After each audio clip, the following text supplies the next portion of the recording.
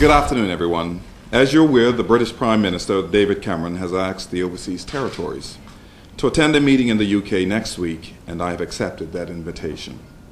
A few weeks ago, I made a statement regarding tax and transparency, in which I stated that while the Prime Minister Cameron is keen to underscore Britain's position on fighting tax evasion and aggressive tax avoidance through tax information and exchange and access to information on beneficial ownership companies, Bermuda takes no issue with this initiative because Bermuda is already ahead of the curve.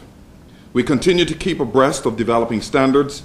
As you know, for decades, Bermuda has required companies seeking to incorporate in Bermuda to file beneficial ownership information with the Bermuda Monetary Authority, better known as the BMA.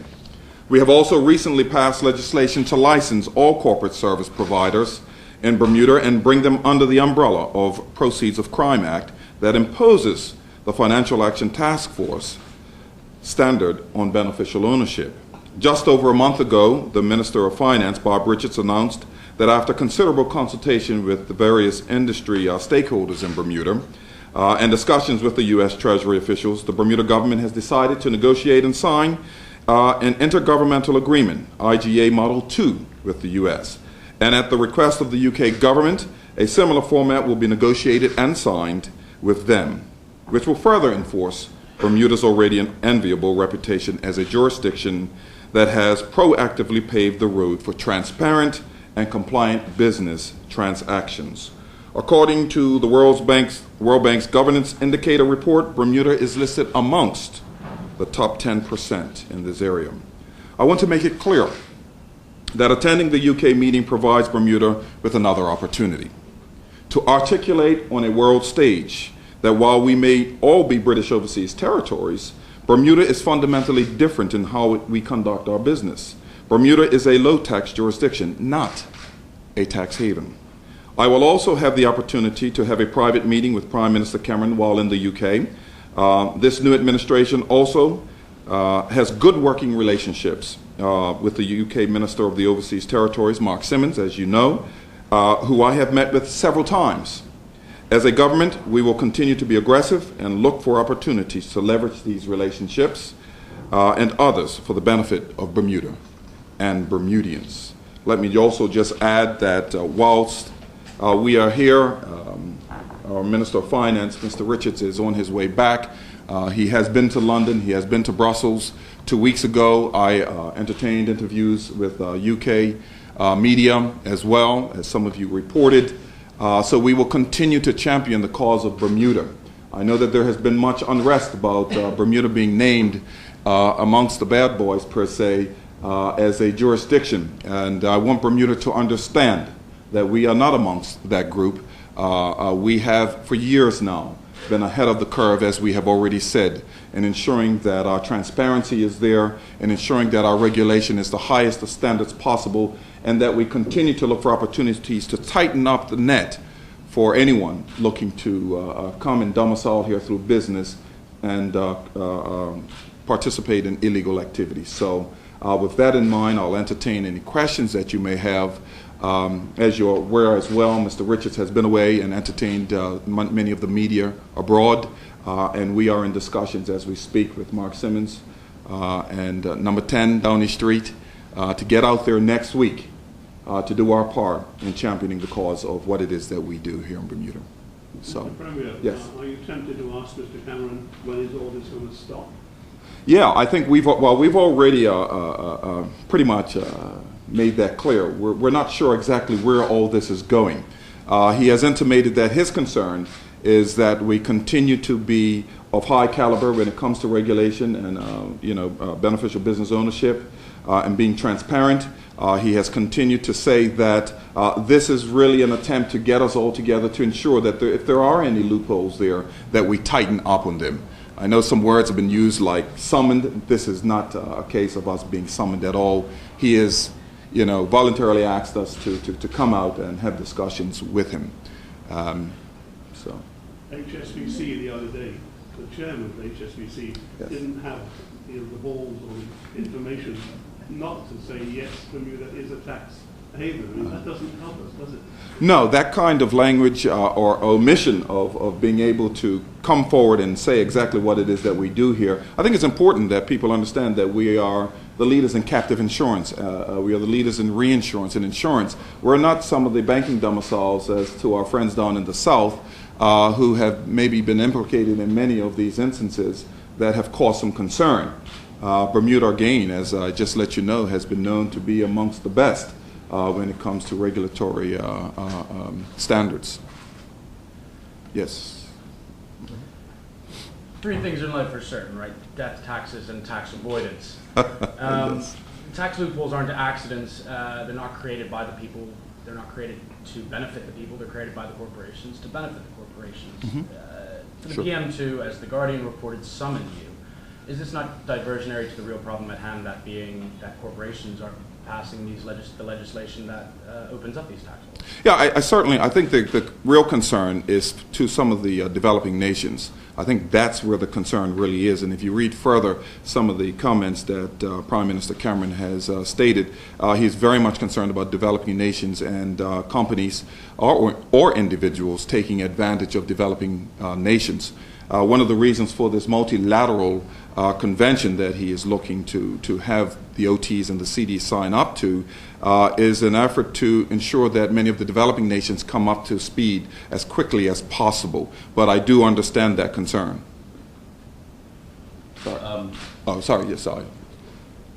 Yeah, you were next. So my question, I guess, relates to your statements. Yes. Every premier has said this since government went. Yes. That Bermuda is not a tax haven. Sure. It's a low tax jurisdiction. Are we talking semantics here? Well, let's if you want to look at the facts, and let's just break this down. We do have tax here. It comes in a different format than maybe other jurisdictions, but you know very well that this government receives much of its tax through payroll tax and the likes. It is a different format.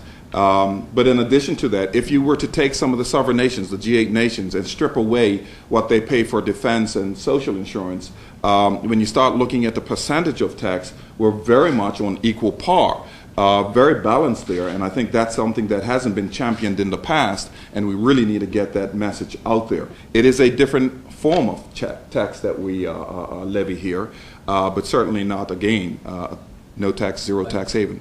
Right. Well, I guess what I'm trying to get at is you find a lot of companies who come here because they save millions in taxes. Mm-hmm. Okay. The pressure that some of these other, the UK, etc., feeling is they need their tax revenue, Sure. especially now. Yeah. Oh, yes. So when a company says, I'm here because I'm saving in taxes, for them it's a tax haven, isn't it? I don't know. I think it's a different system. It's just like anything else. It may be an opportunity for them to save tax, but again, it is not a tax haven. It's kind of like semantics that we're going back and forth here. But let me just also talk about the benefits that the UK and the United States levy from the opportunity of being domiciled in a low-tax jurisdiction. You would know that billions of dollars is paid out in catastrophes and the likes along the United States as well as the UK. We just did a study concerning the US and the benefit of many of the companies that are here and how that financially benefits the United States. You just take a look at the last few hurricanes and the millions of dollars that were spent by the companies that are domiciled here back into the infrastructure of the United States. We just did a study with Britain as well. Our finance minister just got a report back, and I don't have all the details, but some of the highlights of that is that much of what the companies domiciled here do bring back is over 100,000 jobs that benefit in the UK from the jurisdiction of companies being here, domiciled in Bermuda, and the millions and millions of dollars that are benefited to the UK based on these companies that is paid back. So it is a beneficial relationship here, but certainly not a zero tax jurisdiction. Are you comfortable with Bermuda as a colony in the UK? At this present time, yes, but I do believe that as we continue to mature, I've said it many times before, Bermuda has to take its future into its own hands. What that future is continuing to develop. As some of these things happen, we certainly need to be considering how we position ourselves on the world stage and what it is that we do going forward to protect our Bermudians, our standard of living, and the likes. Would you like to be Bermuda's first Prime Minister? I don't think that that's probably something that I'm aspiring to at this point in time. I'm the Premier of Bermuda, and it is what it is. So, has anybody made a list of the things, specific things that the foreign countries are unhappy with us about? The things specific things they'd like us to do in order to sure. be better citizens? Certainly. That's something that that's why we're going on the summit, because we need to hear a little more. All we're hearing right now is a lot of noise about us being summoned. We're hearing a lot of noise about us being a zero-tax haven jurisdiction, and we know that to be to the contrary. It'll be important for us to meet with some of the NGO organizations. The NGO is really made up of several different organizations who are concerned, and we also, just so that you're aware, we'll be meeting with some of these organizations to help clarify our position and who we are. I mean, this is not something that we should be shying away from. I think this is an opportunity that we can get out there and really champion the cause of Bermuda. But all of the concerns really, what I've heard thus far is many of the third world countries and developing nations, people feel that they are being pilfered. And that's something that we don't want to see. We want to ensure that many of these countries are up to par with us when it comes to regulatory standards. And that's what the multilateral convention is about, ensuring that those who are lagging behind are brought up to speed and at a standard where most of us are. But think of all the praise Bermuda's been getting from these people who look down upon us, the tax haven, the praise that we've got for setting the tone, leading the way, setting an example for the other countries. What reward can we honestly show for that lead as we stand today? We're still packed in with the bunch.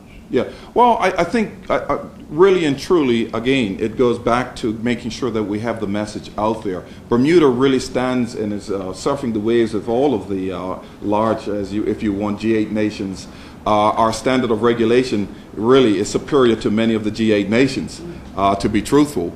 Again, what can we benefit from this here? I believe, again, we have not championed our cause enough. We haven't made enough noise. So we get, gather together with the rest of the overseas territories and crown dependencies because people really don't understand what it is that we do. So we have to continue to push the message out there about what it is that we are doing.